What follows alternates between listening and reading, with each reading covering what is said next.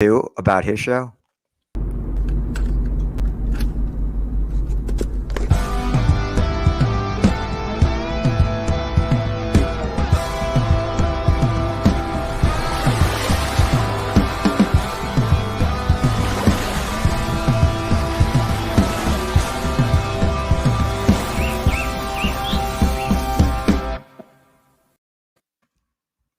Welcome, everyone, to another episode of What Exit Jersey Stories. I'm your host, Nick Franco, and with me, as always, Riario. just Riario, or is there a first name?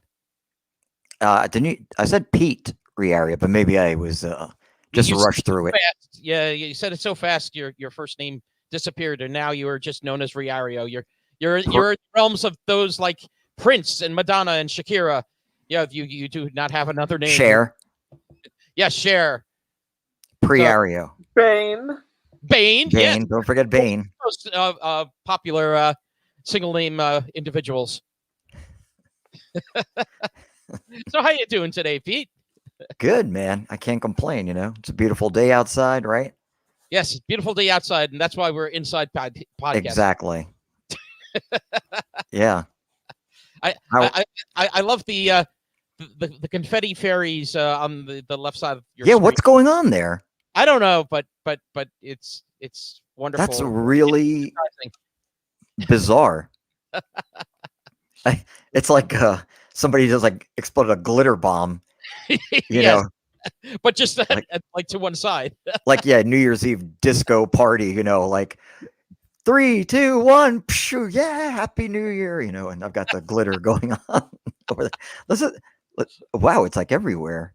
Yes, glitter That's so is strange. Similar to Elvis. I don't know. We're gonna have to just leave that. We'll just go with it. Anyone who's listening on Spotify or iTunes has no idea what we're talking about unless they actually. Good thing we're using an audio thing such as a podcast to talk about snow on the left side of your screen. Exactly. Well.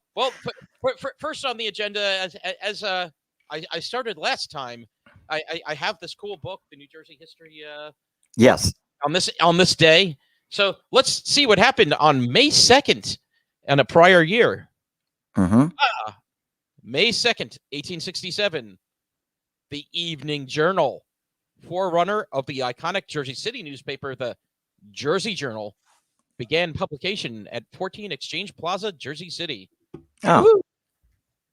Yes, and I like Jersey City. Oh, Jersey City is it's a nice area. Yeah, there is a lot of people, a lot going on, and it is quite large, Jersey City. Yes. We must talk about it at some point, but we'll bring on someone with Jersey City experience when we do. You know, like someone that's either lived there, worked there, you know. Or, has buildings there that they're in real estate. Something like that. Yeah. Last name is not T. Kid. But Pete, what is today's topic? Today's topic, I do believe, is the Garden State Parkway, which is notoriously famous, is it not? Not notorious, but well, I don't know about notorious, but it is pretty freaking famous. And, the notorious GSP. I love his albums. Yes, me too. And Turnpike Shakur. Yes, that East-West battle there. We need some sound effects, like, rim shots, like anyway, go on. But yes, we're going to go into like a little bit of the how the damn Parkway come to be, and what about the Parkway? What's so great about it? Mm-hmm. So Pete, what is so great about it? What do you think when you think the Garden State Parkway? Well, I mean, it runs all the way down to Cape May, correct? Right? Yep. Yeah, that's the southernmost. The southernmost point. The northernmost point of the Garden State Parkway is Yeah, how far north? Let me think about this. I want to say, is it Montvale, New Jersey, or am I wrong on that? You get partial credit. Okay. You get partial credit. The northernmost part of New Jersey of the Garden State Parkway is Montvale, New Jersey. Okay. Did you know that the Garden State Parkway actually runs into another state? No, I don't think I knew that. You've ridden it a multitude of times, dude. Yes. But wait, are you saying into New York? Is that where you're wanting? Or Yeah, yes. actually, when you actually pass the Montvale exit, and you actually are Yeah, you're going onto the thruway. Your drive over the actual New York border, you're Mhm. still on the Garden State Parkway. You're on the Garden State Parkway connector. Okay. Portion, which, like you just brought up, connects to the New York State thruway. So yeah, I didn't know that was technically part of it. And actually, I drove part of that yesterday. I drove on really? that part. And I was like looking at the signs, and I was like curious, and I actually did some more research. I'm like, oh wait, I was actually still on the Parkway at that point. I had no idea that was still. In other words, that went into New York territory. I thought that it was still part of New Jersey. But that connector. Yeah, and when I actually came back, and I was, I took the 287-87 to exit 14A there, to Parkway. You actually still have an exit that is in New York, Chestnut Ridge, New York. Yes. Not Chestnut Ridge Road, Montvale, but Chestnut Ridge, New York is one of the exits of the Parkway there. Huh. Yeah, that's interesting. It's bizarre. And yeah, I don't think I knew that. Yeah, I did not know that either. But yes, the Garden State Parkway, though, as you said, for the New Jersey portion, travels from down in Cape May. Actually begins from Route 109, I believe, is the route which basically connects into the Garden State Parkway, the southernmost tip. And then you go up, and that's exit 0. And shout out to our friend Neil Cohen, the author of the Exit 0 novels. Hi, Neil. And it goes up to exit 172 up in Montvale, which basically puts you by Chestnut Ridge Road. Yes, correct on that. I actually, when you went to high school, did you take the Parkway or did you go the back roads? Oh, back roads, because I remember when I went to St. Joe's, I only lived a mile and change. That's true. Not even. That's right. Your road. It was Chestnut Ridge Road that I would just go. Basically loops into Chestnut Ridge Road where you were. That's right. I forgot about that. Yeah. So there was no need to take the Parkway to go there. Yeah. My 1 year at St. Joe's, basically took the Parkway up that way. Right. Straight shot from Hackensack. Oh yes. But yeah, the Parkway. Do you want to take a guess about how many miles the Parkway extends? Oh boy. How about 232? No, too long. I'll give you a hint. The number. I know it's impossible. I mean, because no, it's not impossible. You never know. No, but it is. I'll give you a hint. The number I had just said is very close to it. Oh God, what? Oh, was it an exit number you just gave? I just gave you an exit number. What is Montvale? 120 something. I missed the exit number. He just lost his short-term memory. I have. 172 is Montvale. Oh wow, I was way off. And because of that little extension, the connector, it's basically about 173 miles. Okay. Top to bottom. Okay. But so it's off about like 45 miles. Yeah, just a couple more. Now, for those that have never traversed the Parkway, it's also like when you take it, be prepared. It is a toll road, but it's a different type of toll road than many other toll roads. How so? It's what's called an open toll road, open system toll road. Okay. The open system toll road, you actually hit multiple toll booths along the way and have to pay at each station. Yes, right. Now, if you think of the Jersey Turnpike, and if you think of a lot of the other highways in other states where you go, you're not paying I'm going to hit another toll booth. Hold on, pay here. No, I'm going to hit another toll booth, pay here. you basically get some kind of ticket or something, or use an electronic pass system when you get on, and then you pay when you get off. Oh, I love that you're drinking a different picture there. The effect of your drink. Hold on, let's see it again. Look, this is my green screen. Oh my god, this is hilarious. Magic, everyone. Look at this. There's a piano. I got a piano in the corner. I don't even own a piano. Oh my god. What is going on? I'd love to know. Oh, hold on. Keep talking about the Parkway. Oh yeah, but anyway, yeah, it's an open system toll road. but yeah, the other places you pay when you basically get a ticket, you get on, and you pay when you get off, including the turnpike. But the Parkway bucks such trends. But there was an actual method to the madness. I did not know that. Yes, yeah, so we'll get into that shortly. Mm-hmm. But you want to take a guess how many actual different municipalities it? Look at that, Nick. I fixed it. Oh, there we go. Do you want to know why? In the settings, I don't know why, but I had green screen on. But that's kind of funny because my Yeti cup is green, so I could now I know for next time, if I want to if you want to screw around with things, just wear green. Just use my green Yeti cup as the green screen, and then I can have images of kittens or. Oh, that's so great. Oh man! All right. Again, for the people who are doing the audio version of this, they have no clue what's going on. No, not they're gonna have to tune into YouTube to see what exactly I'm talking about. That's man. Oh god, that's funny. Go ahead. Oh, jeez. This is like how Edison discovered electricity. Me. I hold up a green Yeti cup and I'm like, I now have a green screen. I don't even need to buy some felt partition behind me. I just use my Yeti cup. Oh man. Yes. And the magic of green screen was born. Yes. Anyway, how many municipalities? See, I caught that one. I didn't catch the exit number, but I got that one.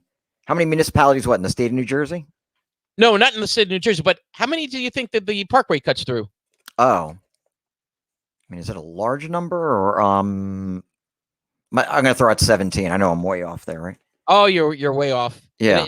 There's actually 50 different municipalities that the Parkway cuts through. Oh wow. In 10 different counties. Mm-hmm. And along the way there, you have about 11 service areas to go to. When you were asking me at the opening of the show, some of the, I guess, I don't know, the highlights, or not the highlights, but so what stands out to me about the Garden State Parkway. I'm paraphrasing here. The rest stops are definitely, I think, part of that.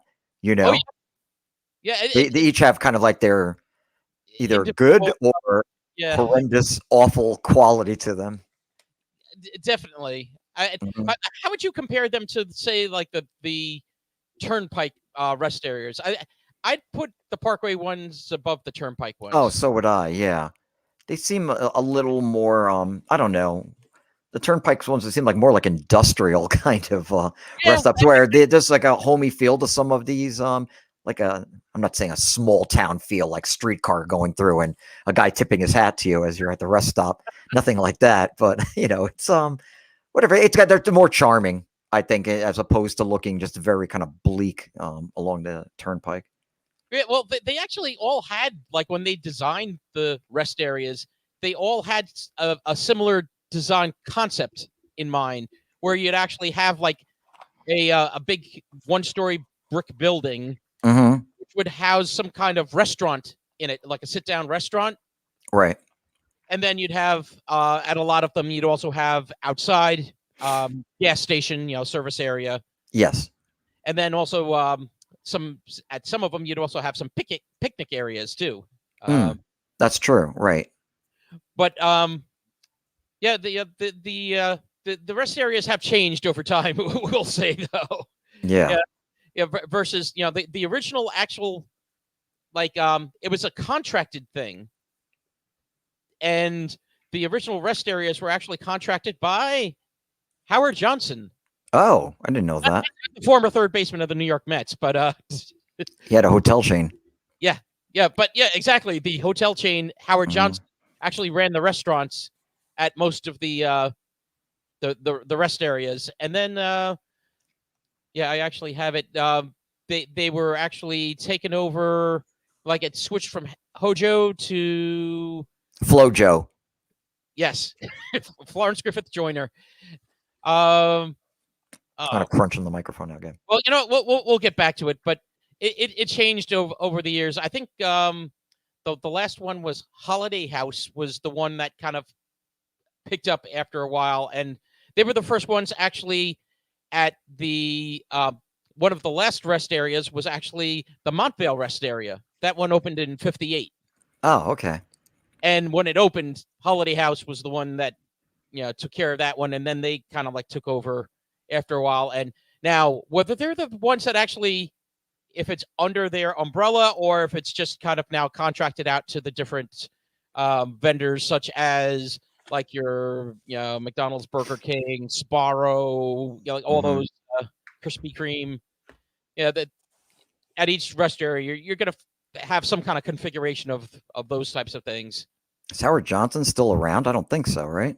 Or maybe they are. I think they are. Even or they're maybe in some smaller capacity somewhere else in the country. Right. But there used to be They used to be on Route 17. You remember? Yeah, remember the one in Paramus that was there?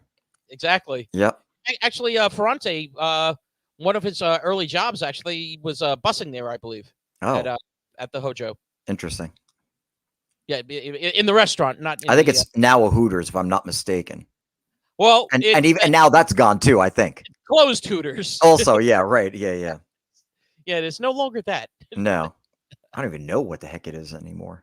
Yeah, I'm trying to remember. I know I've passed it yeah. recently, but getting back to the Parkway itself. Mm-hmm. Do you know actually the Parkway has a secret number? It does? It has a number. I know what you're going to say. It is a human number. Its number is 666. But it's not. No, actually, the New Jersey DOT, the Department of Transportation, actually assigns all highways numbers, including the Parkway. The Parkway has a number, but the Parkway is what's called an unsigned highway, where the number designation is on none of the signs that you'll find on the Garden State Parkway. You just find the familiar Parkway sign, which actually, if you look at our logo, is very familiar. Yes. Very similar. Right. But it's not 666, Pete. It is 444. Okay. 444. Yeah, so that's easy to remember. If anyone actually asks you the number of the Garden State Parkway, it's 444. You have that knowledge now. Mm-hmm. The secret is out. But it's going to spread like wildfire now. Oh yeah, across the nation. Talking at their water coolers. Oh wait a second, do people talk at water coolers anymore? Hold on, I don't think they can be together at a water cooler. No. Anyway, yes, 444 will be the name. Mm-hmm. I mean the number. But do you know how the actual Parkway came to be? Well, this is what happened. The farmers tilled their soil, and they'd look out onto the horizon and see them trucks coming up with asphalt. Is that how it started back in the 1800s? And you're like, Pete, there were no cars in the 1800s. When was the first Model T? You probably know. Oh, 19. God, I don't know. I don't remember offhand. Actually, if you listen to KP's American Loser, I believe it is mentioned actually in his Ford versus Chrysler episode. All right. So how did the Parkway come into being? Well, let's travel back in time and travel back to a time when there was no Parkway. What was there? Well, here's the thing. New Jersey's a pretty tall state, pretty long. Mm-hmm. How are you going to get from the north end to the south end? By horse. And there's no Parkway. Well, no. we're in the age of cars already. We're in the age of the automobile. Okay. There are roads. How are you going to get from North Jersey to South Jersey? You said there are roads, so There are roads. I'm gonna get a four-wheeler, like a Jeep Wrangler, and I can go wherever the hell I want. No, a monster truck and just go over all the other cars. Right. Like Bigfoot, and then have that Raceway Park. Oh no, that's Englishtown, New Jersey. Oh, okay. We should go over that sometime. Yeah, actually, now that things are starting to open again, we should visit there. Yeah, I agree. So how do they get there with their cars? Here's what was happening in our state of New Jersey.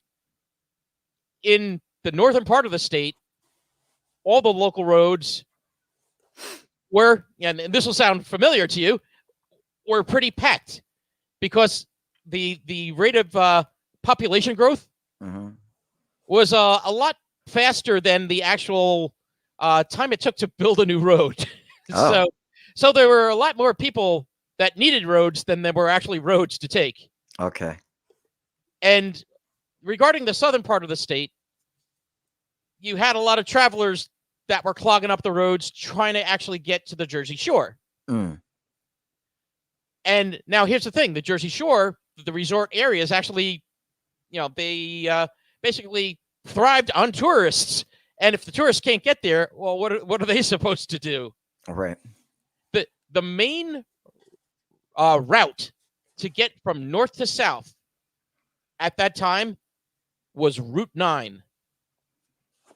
Because does that go parallel with Route 1 or no?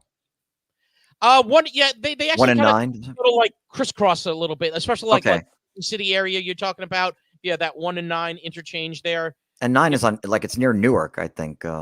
Yeah, 1 and 9. Well, it passes that way in the Jersey City area, in Hudson County. It also goes all the way down.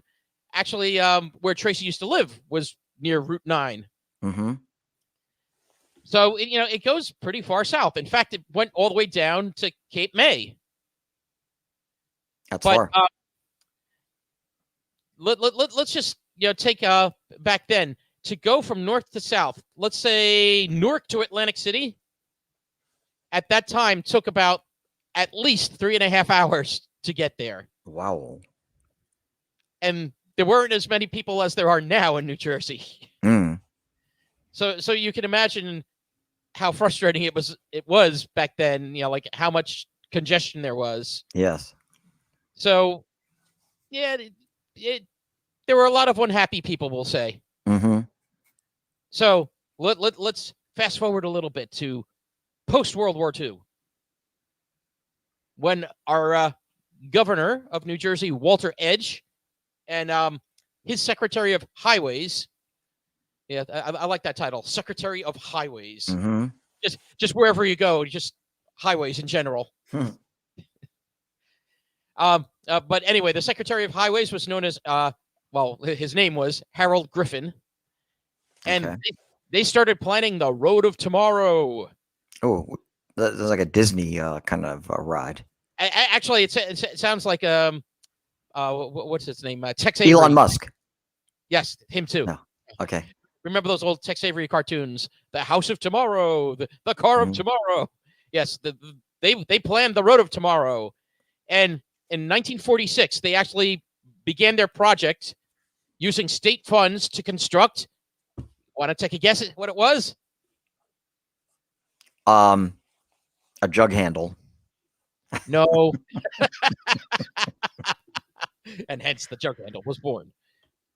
No, but we will get into some interesting things that are conceived from the Garden State Parkway. But do you know what they were about to plan and construct? A highway.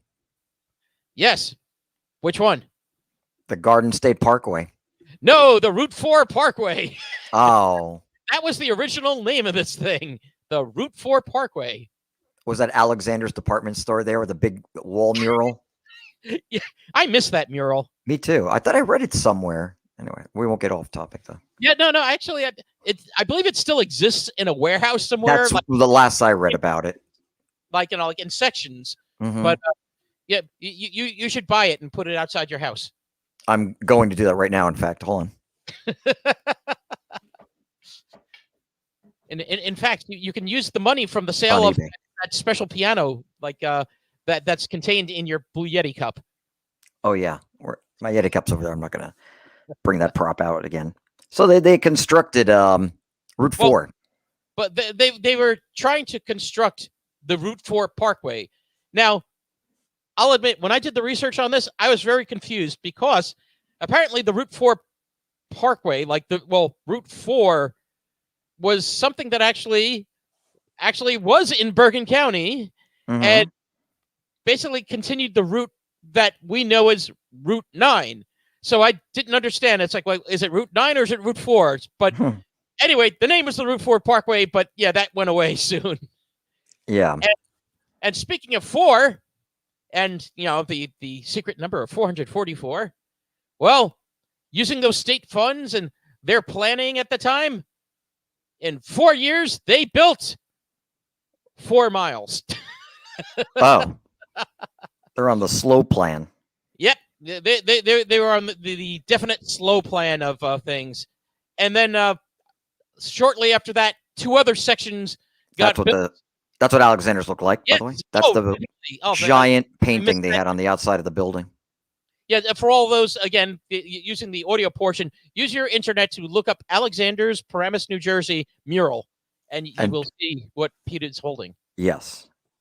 Pete's holding the actual piece of the mural. No, yes, I'm so strong. But anyway, yeah, they were only basically able to create 20 miles, and as we just went over, the Parkway turned out to be at the end about 173 miles. So you're nowhere near what we need yet. Right. And they were running into rising costs. So bit of a problem. And you know what else? I did some research. Do you know what else they ran into?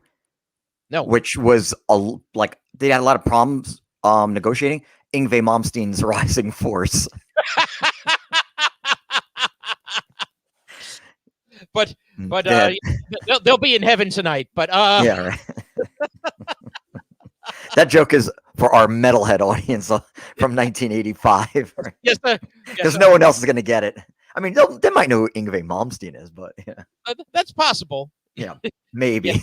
Yeah. Our one lone listener in Sweden. Yes, right. Oh man, how do they not know the Yngwie? But anyway, everyone was basically frustrated at that point. It's like, okay, 4 years, you gave us a little over 4 years. You gave us about 20 miles of highway. That's not what we expected. So basically, on to the next governor. Governor Alfred Driscoll. I think he was named after the Driscoll Bridge. Yeah, he was named after the bridge, definitely. Yes. It works that way. Exactly. Just let's think of what to call this. George Washington Bridge. Yes. And George Washington was named after the George Washington Bridge. Right, exactly. All of a sudden, there was like this time portal that he went through when he was trying to, cross the Delaware. Like he just, or Rick Morty, the waters opened up and or what? We'll call him George Washington after the bridge that was built in 1953 or whatever. Oh, okay. God. We'll actually get into the GW Bridge at some point.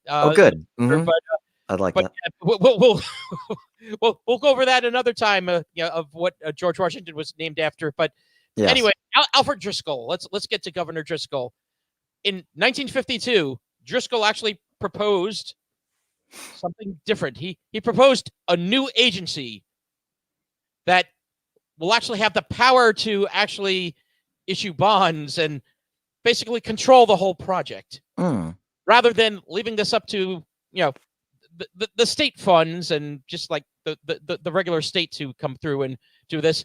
Well, let's put it in someone else's hand. We'll make an agency and they'll do it.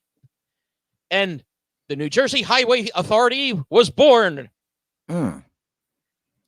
So the next thing they needed to do, okay, they built this highway authority, and now again, this highway authority needs to actually try to issue bonds, so they need to get permission. So Right. what do you do? What do you do if you want to sway public opinion and like so you can get some big financing on something? What do you do? Make the promise of more efficient travel from point A to point B in New Jersey. That's something you could do. But you know what the right answer is? No. What is it? Opium? Well, yeah, that's another possible answer there. But instead, they made a short film. Oh, okay. Yeah, a short film was actually made showing mothers and their children basically enjoying the comforts of the shore, like as of one of the resorts down at the shore. Oh, smart. Wow. Now the film shows their fathers. And where were their fathers? They were stuck in traffic. Stuck in traffic? Yes. They stuck in traffic, unable to actually join their families in enjoying the day at the shore. And you know what? It worked. It worked. Yep. It worked. And by about a 2-to-1, well, no, a 2/3, I should say, majority, financing was approved. Awesome. And now on to the design of the Parkway. Oh, yay.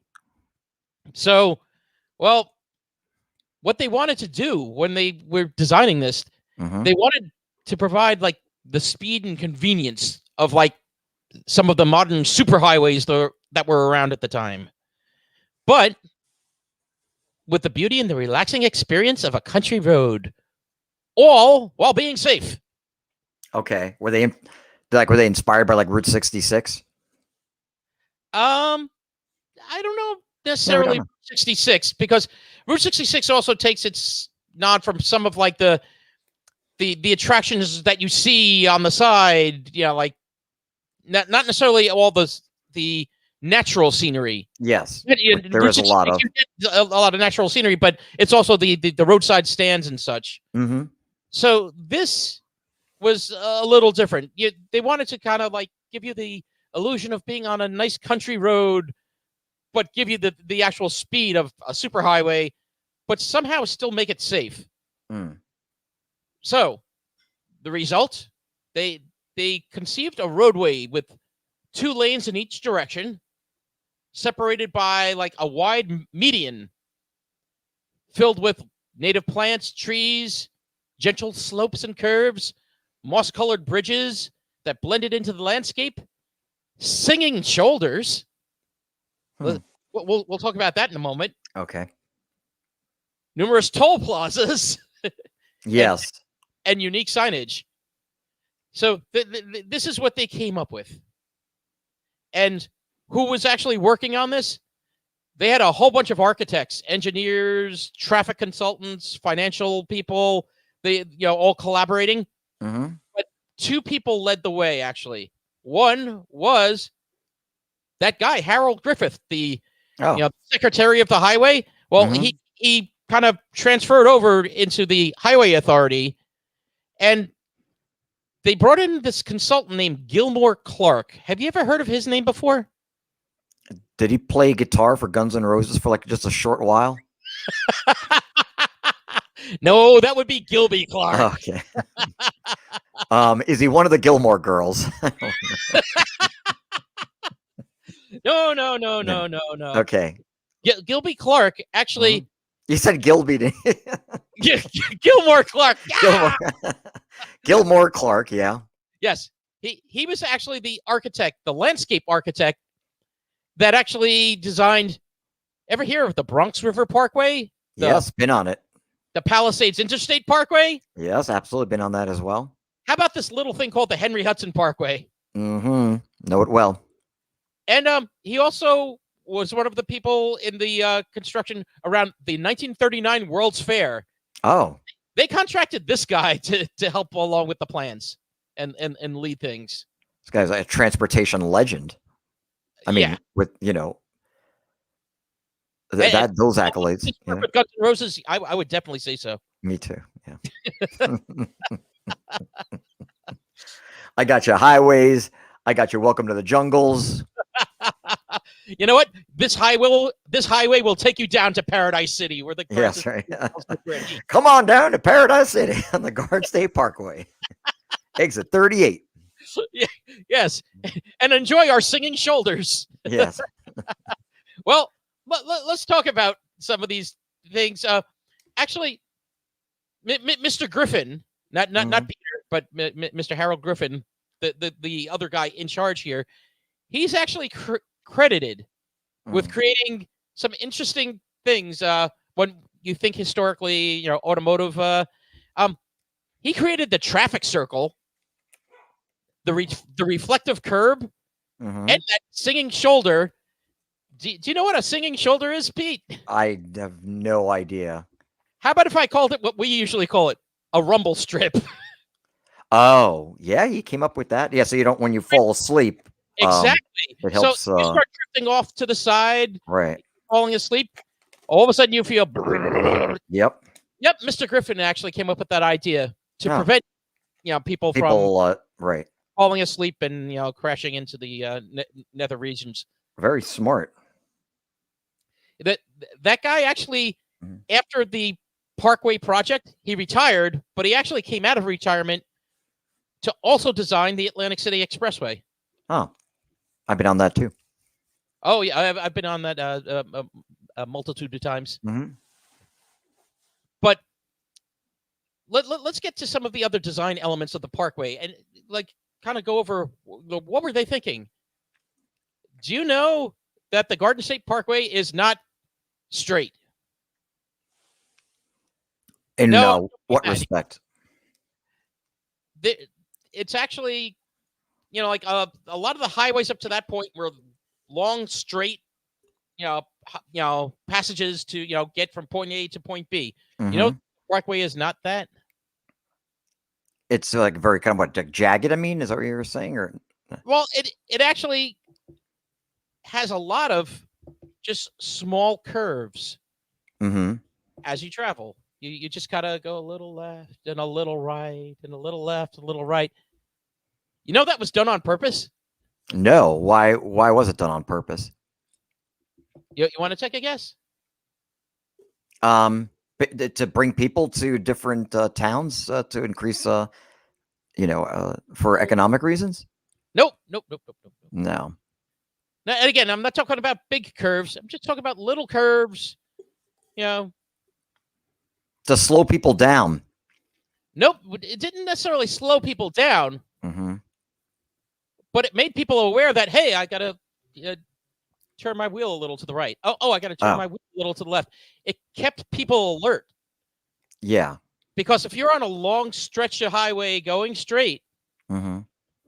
you can get a little road weary and sleepy and crash. Yes, But and crash. the actual Parkway was designed with those little curves to prevent that. So actually, to keep drivers alert, Mm-hmm. you have to stay awake because it's always curving. And I did not know that until I I did not read. know that either. That's really interesting. And how many times have you and I ridden on the Garden State Parkway? Many. Yeah, I drive on it. Going to work now, I drive on it. Daily because I actually I take 4 to the Parkway to Route 80. Okay. So I'm always hitting the Parkway, not thinking about oh yeah, I'm just kind of going over a little this way, going over that. Yeah, but on purpose. Mm-hmm. Another part of their design was actually having the opposing lanes of traffic separated by submerged medians, containing. Contraining. How about containing groups of native trees or artificial what's called a berm, and no relation to Chris Berman. Do you know why they did that? Not quite sure. What was the reason? That was actually to isolate the lanes from each other, so the motorists wouldn't be distracted by the oncoming headlights. The guy coming the other opposite direction. Oh. Yeah, I never put these things together. Like when you're driving on the Parkway, it's not a lot of you're at the same level with nothing in between, and you're getting everyone's headlights. There's always something in between, kind of either you're at a different grade or there's trees in between you, grass, hills, Right. artificially made barriers. There's something blocking the oncoming traffic's lights. Huh. That's very interesting. I don't think I would have come to that. Again, until conclusion. Actually researching this, I would have never been able to tell you that. Oh yeah, this stuff was done on purpose. Right. Well, what's that? Somewhat well thought out. I mean, I would think so. Yeah. So. And getting back to those toll plazas, there was an actual reason for the toll plazas besides to pay for the to pay for the financing on the Parkway and the operations. The toll plazas were also created to actually slow down traffic at that would have been my guess. Intervals. Gets annoying though. Yeah, after a while it does get annoying. But they've improved that with the Parkway now because some of the right lanes are easy pass only, and you just fly through. Having to wait. That's all. Not just that, but do you know they actually? I'm sure you're aware, but sometimes we also take it for granted. A lot of the toll plazas became one way. What is that? The toll plazas became one way. So the Bergen Toll Plaza, the one by Route 80 and exit 159, 160. Yeah. Well, do you realize that's only going one direction? North? Oh, yeah. You know what? That's true. It's no longer south. Yeah. So what they did was actually over time, I actually have the dates on that, but they actually turned the toll plazas into one way. I think there's only one toll plaza out of the 11 mainline toll plazas that's still two ways. Huh. All the rest are one way. Okay. Now, here's something that I don't know if you knew also. Until about 2015-ish, did you know that the Parkway still had 3 traffic lights on it? It did? No, I had no idea. Well, how many times did you travel down to Wildwood or Cape May? Not too much actually, just because my haunts were, mainly Point Pleasant, and I didn't really ever venture that far down south. Okay, but yeah, that's where you hit the headlights, the traffic lights, right? Yeah, actually, down there in Atlantic County, it was between exits 9 and 11, I think. You actually hit 3 traffic lights. They were leftovers from when they were building the Parkway, and they never had taken them out. But due to actual crashes over time and basically petitions, 2015, they finally took out those 3 traffic lights on the Parkway. So, yeah, it was interesting that I remember driving down when I was 18, driving down to Wildwood. I'm like, what the hell is it? I was just so unprepared. I'm like, a traffic light? Who put this up? Yeah, right. Oh, but oh wait, our friend James Harris actually earlier, I think he was guessing how many miles the Parkway was. He said 174. He was very close. He was off by a mile. Yeah. But getting back to here, after all those years of slow progress, the construction was back in full swing, and by May 26, 1956, the main line of the Garden State Parkway actually got completed. So think of it. It was 4 years, and basically, if you add those additional little pieces that they put in, 20 miles. Yeah, let's do 153 miles, or actually 152, in 4 more years. Mm. I think a little better. Yeah, just a slight improvement. Slight improvement on that one. And the actual connector from the Parkway to the Thruway actually was a little over a year later in July 3rd, 1957. So basically, by that point, the Parkway was complete, top to bottom. Now, there've been maintenance on it over the years, but for the most part, it's pretty much been the way it's been. Yeah. Now, there have been parts of it that have been renovated, such as, I believe, the Driscoll Bridge being one of them. Yeah. Because I remember traveling that bridge, actually going back to that trip I was talking about when I was 18, traveling down to the Wildwood area. Mm-hmm.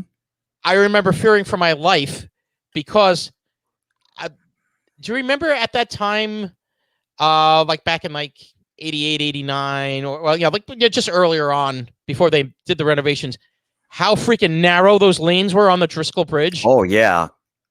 Yeah, I mean, didn't know how cars could fit in those lanes. So if you're in a Humvee, you're going to be, pretty damn nervous. You're taking out people left and right if you're in a Humvee. But yeah, like the lanes were so freaking narrow, and it was so congested on that Driscoll Bridge. Did you know actually the Driscoll Bridge? Mm-hmm. Want to guess how many lanes it is now? Is it 3 or 4? No. Higher. Oh, significantly higher. Oh, 7. Nope. All right. 5. Well, let's say total lanes going north and south. How many total? Oh, okay. I'm going to say 7. No. 8. No. It's like higher. 12. Okay. You're getting closer. Basically, there's 15 travel lanes on the lot. bridge and 6 shoulder lanes, making it the widest motor vehicle bridge by lanes in the world. In the world. Wow. In the world. Yeah. I didn't know the Driscoll Bridge is an actual record-setting bridge. Oh, our friend Paige from Ghosted with Chris and Paige is joining and says hi. Hello. Hi, Paige. But yeah, the Driscoll Bridge, yeah, and it's a little better driving on it now. The lanes not as narrow as they used to be. Thank God. It's also one of the most congested bridges in the world still. Yeah. Some things never change. Oh yeah, no, some things never change. But anyway, back to the other elements of the Parkway. We said that. Okay. Do you know, excluding those 20 miles that I talked about from the state funds that they built early, do you know how much construction on the Garden State Parkway to construct the Garden State Parkway actually cost? Take a gander. $3.08 billion. No. You're way too high. Too high. Yeah. You're like, Pete, we're not building an aircraft carrier, a fleet of aircraft carriers. Well, here's the thing. Think of it in dollars of the day. Yes. How much it cost back then. All right. 4 million. No, much more than that. Really? Yeah. 18 million? No, even lower. You got to keep on going if you're all right. Let's do 78 million. No, that's not gonna cut it. 275 million. You're getting closer, but you're still not hitting. 418 million. Okay, now you went too high. $330 million. Wow. To construct, disregarding those original 20 miles, $330 million to construct the Parkway, and another almost $50 million to acquire property to do it.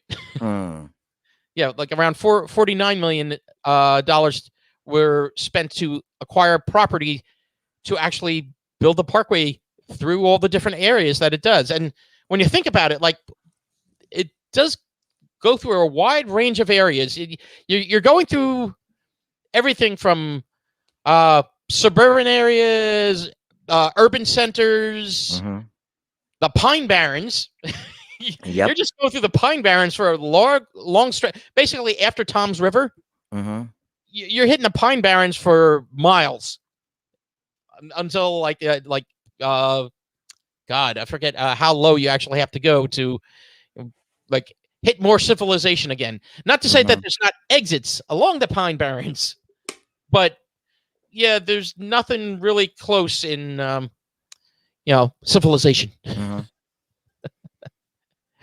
But and as we were saying about the rest areas, we were saying that there was actually 8 to begin with, and then it went up to 11, and then actually 2 were actually closed.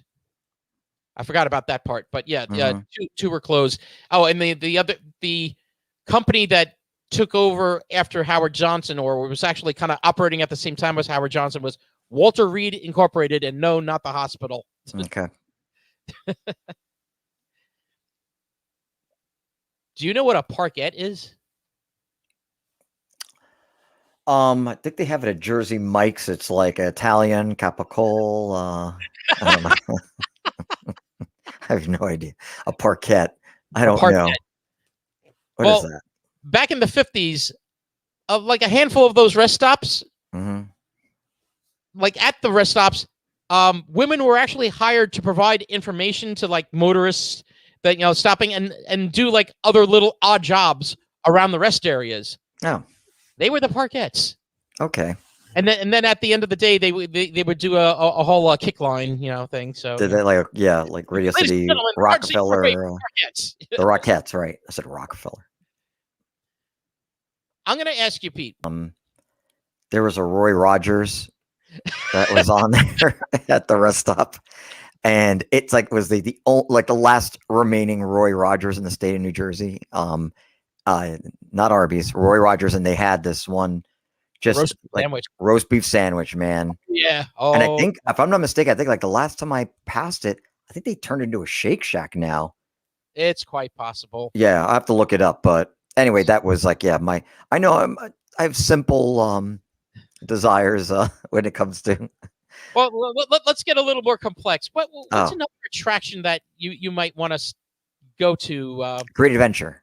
Oh, I know PNC. Yes, formerly known as the Garden State Art Center. Now it's the PNC Bank Art Center. Right. It's basically exit 116 is the art center. It's not like, okay, go to this town or whatever. No, exit 116 is the art center.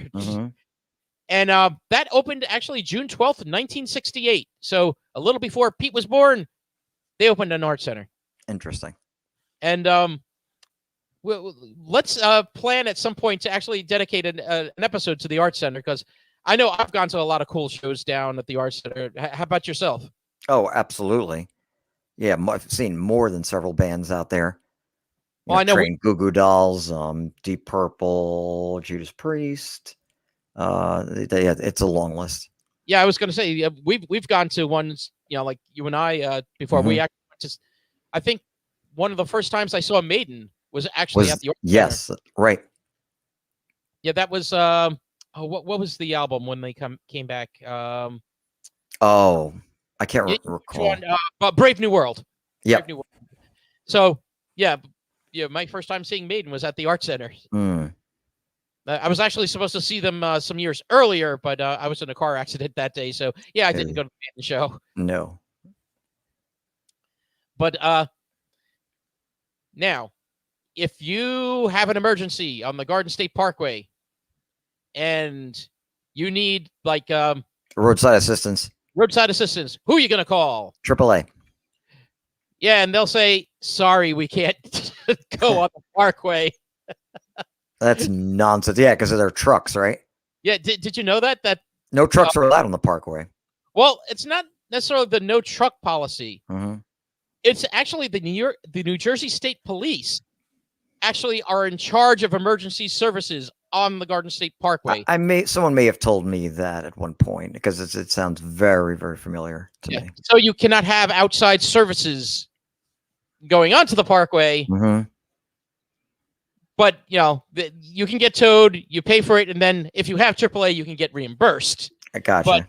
But you're not you can't just call AAA and say, "Hey, come on out and tow me." Not gonna happen. No. But let's say there's fire. Oh. You know who takes care of that? Smokey the Bear. Yes. And Woodsy Owl lends a hand as well. When he's not picking up litter. Now, actually, the local fire departments, the local municipalities will respond. They'll respond to the fire or first aid. That's who's in charge of that. But the state police actually are the ones in charge of emergency services along the Parkway. So have you ever been pulled over on the Parkway? Oh, God, yes. More than several times, I think, for speeding. Okay. Usually like when you're going down to the shore, and you want to get there and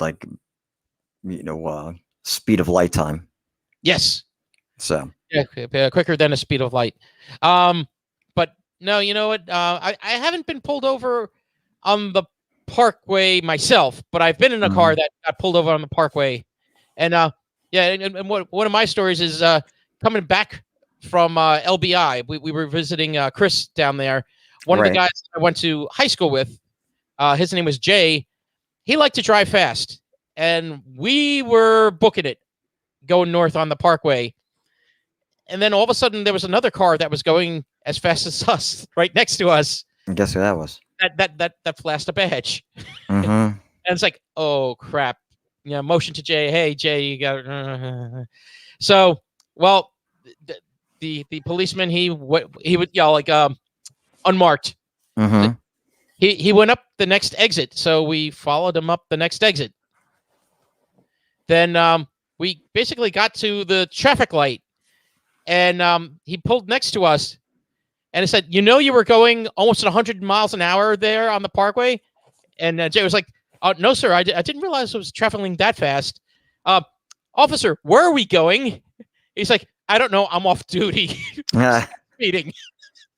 So he was just telling him to just cool his jets. Yeah, just cool the jets. And it was just like, we're traveling after the exit. We're traveling a little way before we actually hit a traffic light. So it's like, what are we doing? Like, where are we going? I hope this man is actually a policeman. That's like right. But yeah, he's like, yeah, I'm off duty. So yeah, just stop speeding and get back onto the Parkway. And yeah, that was one of my fun Parkway stories there. How about yourself? And any odd stories such as that? I'm the one. That really comes to mind was when Matt and I were in his like Toyota truck that was out of something from like Mad Max Beyond Thunderdome when I was like souped up vehicles because he had this insane bumper on the front that was taken from I don't even know what that it was. It looked like this Frankenstein monstrosity on the front of it that if anything hit that, including, whatever heavy vehicle Matt might win. But, what happened was we were just, it was a nice sunny day. And I think we were traveling down to the shore and we were just getting into I forgot what area of the Parkway it is, where it's like almost like a rolling hill that becomes the median. Yeah. What might be down, and it may even be beyond exit 98, which is like that's 98 for like Manasquan and all that. I'm trying to remember where that happens. Yeah, you may be right. There's a one point where it's sort of was like a rolling hill, and granted, who knows, may not even be there because this was going way back when, but we were just traveling in the left lane, and I'll never forget. Like the intro of the Dukes of Hazzard, just the good old boys, and there's this airborne vehicle. Well, there was an airborne vehicle because what had happened was we were going southbound. This vehicle is traveling northbound, and I think the person fell asleep behind the wheel, so they went up the hill, went airborne, and landed like in our lane, and Matt, I mean, literally, Holy crap. just grabbed his wheel. And I think what happened was this guy woke up and I think panicked. So he like gunned it. So he's gunning it, going the opposite direction of the Yeah. Parkway, in the lane. And I just remember like, so, Matt was able to swerve to avoid this guy. It was like, if Matt had not been paying the least bit of attention, we would have hit this person. But Matt did one of these video game moves, like, dodging a sword and just, went around it. And I just remember looking in Matt's rear view mirror and thinking to myself, like, this guy's going to kill everybody, like, and, going the opposite direction. But they managed to actually pull off to the median rather quickly before they met any vehicles, Thank when I was God. looking in the mirror. And they were fine. Like, we actually did backtrack, using Matt's truck on the grassy knoll there, and backtracking to see if this person was okay. And they were just very, very shaken. Wow. But yeah, it was like, just a wacky Scary, time. dude. Yeah. That's scary. Yep. But that's my story. oh, and a good sticking story with it is. Did you know also that being that it's called the Garden State Parkway, that the idea originally was also it wanted to be one kind of like big state park, its entire length. Oh no. They actually had along the Parkway 10 operational picnic areas to begin with. And only one's left now, though. The John B. Townsend Shoemaker Holly picnic area.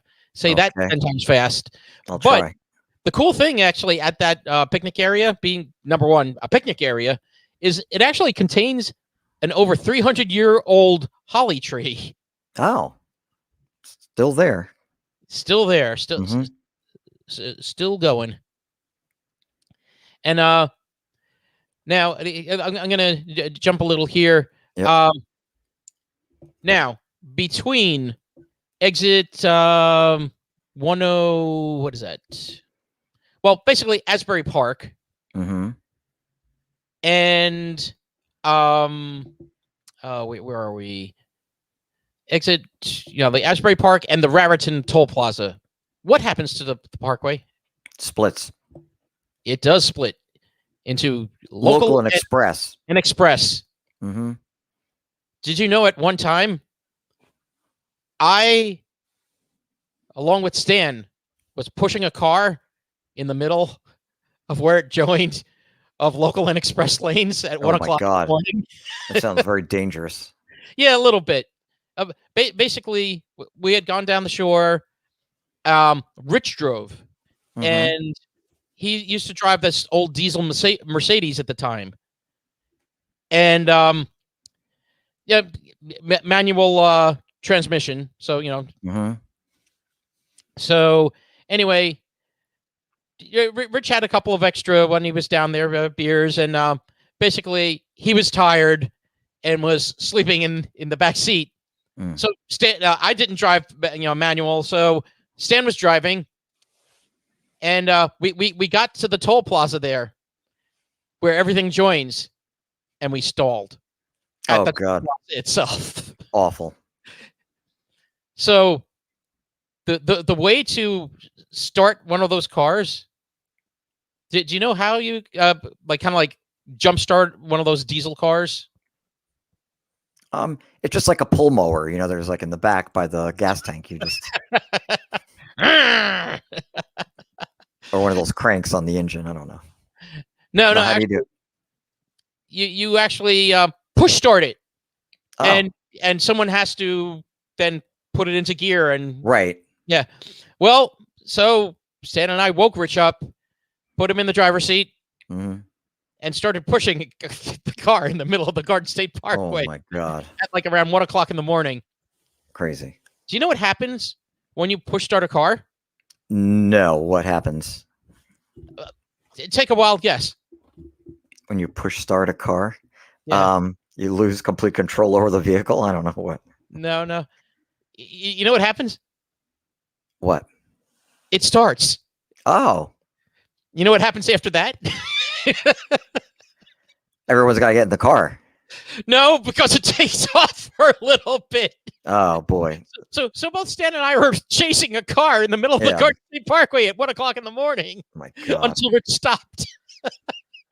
That sounds like quite the adventure. Oh yeah, just a little bit. Mhm. Yeah, because Stan and I actually looked at each other, and I think he was the one that questions like, "What's going to happen when this actually starts?" Our question was answered. Yeah, no kidding. But yeah. So you have actually, that split of the express and local lanes, Mhm. and there, and actually, um, when you take Asbury Park north of there, what you mentioned, no trucks. Right. So commercial trucks with a weight of over 10,000 pounds are not allowed to use the Parkway north of exit 105. Buses are allowed though on the Parkway. Buses are allowed the whole length of the Mhm. Parkway. How Yep. you going to get to AC? Come on. Exactly. Right. Did you know actually at one point motorcycles were outlawed on the Parkway? No, I did not know that. Yeah, in on February 1st, how about 1st, Mhm. 1961, they outlawed motorcycles, scooters, and bicycles on the entire length of the Parkway because there was past year there were 20 motorcycle accidents and 2 fatalities on the Parkway. So Jeez. that's no longer the issue because it was the ban was lifted in 1975 after pressure from entrepreneur Malcolm Forbes Oh, what do you know? and other motorcyclists. Yeah. Yeah, I know he was a motorcycle enthusiast. Oh yeah, big time. Yeah. And he was like, what the hell? Mm. Now, do you know what the speed limit on most of the Parkway is? Well, it used to be 55, isn't it now 65? Correct. Most of the Parkway, it is 65, Mhm. except there's a 5-mile section near Toms River and 40 miles between Sayreville and Paramus. Oh God. That's technically it's 55 there. Now, does everyone pay attention to that? I wouldn't say so. But anyway, yeah, that's technically supposed to be 55 55. All right. at that point. Mm. So yeah, these are some of the other things about the Parkway. Now, do you remember when Easy Pass came along? I don't remember what year, but had it almost since the beginning of it. Yeah. Yeah, in December 1999, they actually Oh, introduced. yeah, my guess is gonna be 2001, but okay. Yeah. So So I was Easy off by Pass 2 house. years. Yep. But anyway, they actually introduced it December 1999, and at Mhm. the beginning, they actually gave you. Do you remember a discount for using your Easy Pass Yes, absolutely do remember that. going through the tolls? Mhm. Yeah, they ended that after a year. Jerks. the discount, and to make matters worse, Mhm. you get charged $1 a month, right, for having your Easy Pass. Yes. Yeah, so they made it. You want to use the Easy Pass, but then okay, well here let's try to discourage you at the same time. Mhm. But do you remember the exact change baskets? Oh God, that was like the highlight because Yes. of the fact that you Dunk. lived to see how fast you could go through that toll and like just slam it like into the bucket there, which looked like a urinal kind of Yeah, it did. Yeah, without the little the air freshener mint. hockey puck. Yep. But yes. I many times I pretended I was like Mike, like Mhm. Michael Jordan, and quick fast break, slam it in there. But Right. yeah, I didn't even realize on the main line of the Parkway no Mhm. longer do you find those freaking exact change. I didn't know that. It's on the exits and the entrance ramps that you can still find them. Oh, I didn't even know they existed anymore. Yeah, Those. they I thought they were only all there. like human. Human or Easy Pass. That's it. Yeah. Yeah, but yeah, I didn't know that those phased out, and long before that, the tokens phased out because I That's remember right. when they had raised the Parkway toll from 25 to 35 cents, Mhm. but you could still buy the roll of tokens, for what was it, $10 or whatever, Yeah. and still get basically 25-cent tokens that Mhm. worked for the 35-cent, and that discontinued after a bit, and then the tokens are no longer usable. Mm. Yeah, 2009, it went the way of the dodo. Okay.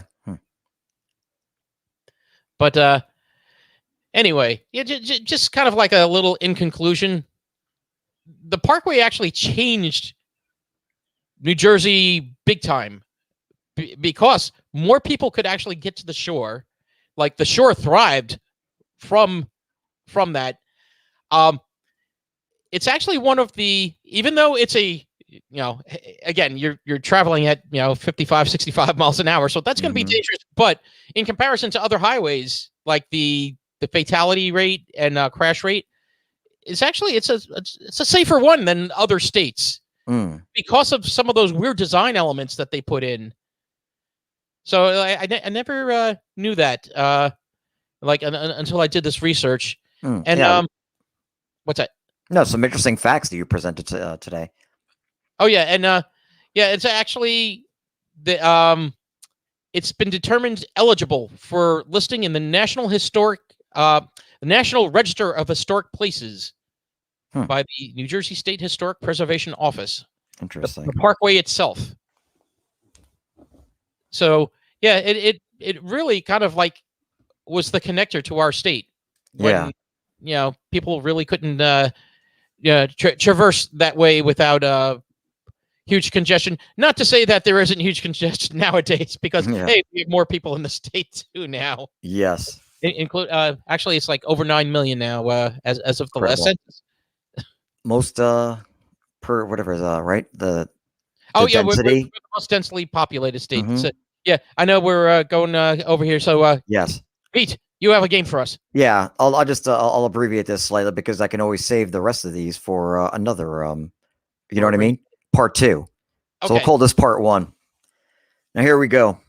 I am going to give you the name of a real or fake Jersey pizza joint. Ooh. And as an added bonus, some of these pizza joints that I'm going to tell you are considered to be, according to the Daily Meal, which is a very well-respected and renowned publication, the best pizza in the United States of America. So some of these Jersey places may very well be on that list. I'll let you know if they are or not. Excellent. So let's start here. All right. Razza Pizza Artigianale. Okay. Is this a real place or not? They serve wood-fired pizza. Shop's top sellers a margarita pizza with the essentials: tomato sauce, fresh mozzarella, sea salt, basil, and California extra virgin olive oil. Real place, Razza Pizza. I'm gonna say that's a Razza is real. Nick, you'd be correct. The Razza Pizza in beautiful Jersey City, New Jersey. Oh, nice. Came in number 4, if I'm not mistaken, for one of the best U.S. pizzas in.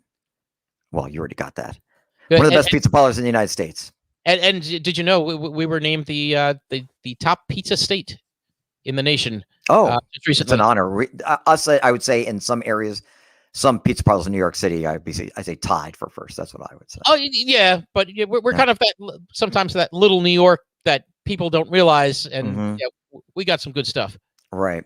All right, here we go. So another pizza joint called Vito and Nick's. Now, this is run by former White Lion guitarist Vito Bratta and some guy, Nick, that Vito found eating dry Purina dog chow in the pet food aisle of Woofs and Wags. Their savory pies are derived from the finest flour imported from the empty cupcake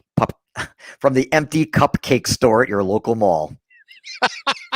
Rich, delectable tomato sauce, stomped fresh by unemployed Swiss clog dancers who meant to fly to Florida, not Florham Park, New Jersey.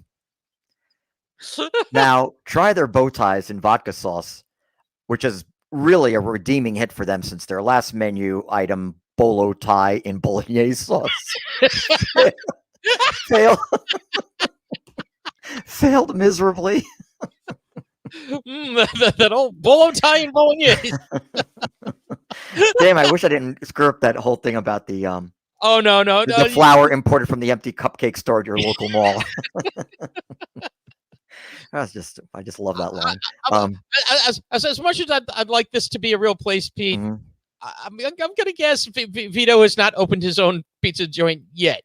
Yeah, you would be correct. Yeah, they're sorry, but I think the video Nick's I saw was like in New Hampshire or something. They have nothing to do with. You know, it'd be great though. It's like, yeah, we Mhm. you know, we go there, but I'm sure there'd be a long line, you know, and we'd have to wait.